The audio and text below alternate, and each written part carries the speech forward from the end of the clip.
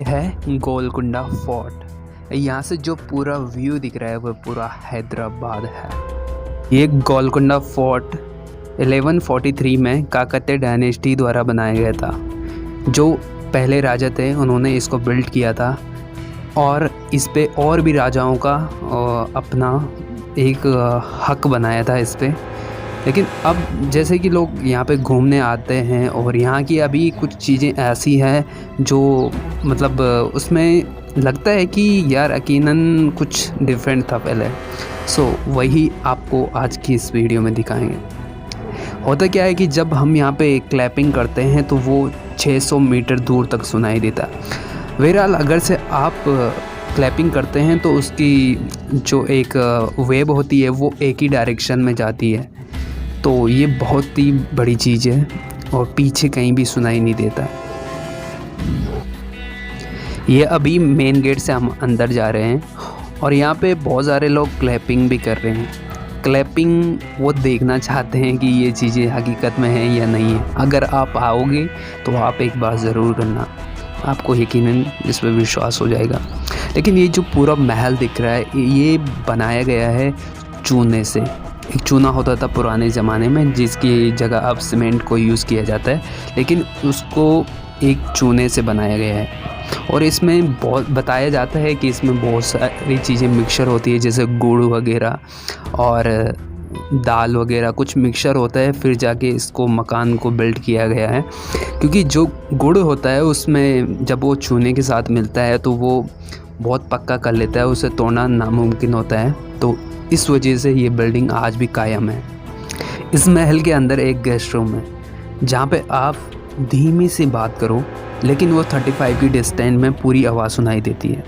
ये भी एक चीज़ें हैं जो सोचने वाली बात है, किस तरीके से इसको एक डिज़ाइन किया गया। जो इसकी इकोसिस्टम है वो बहुत तेज़ है। जहाँ पे आप गेस्ट रूम में जाओगे तो उस ज़माने का वो गेस्ट रूम था, ताकि कोई भी कुछ भी बात कहें तो वो पूरी तरीके से राजा को सुनाई दे। तो यही एक और भी बहुत सारी चीज़ें हैं।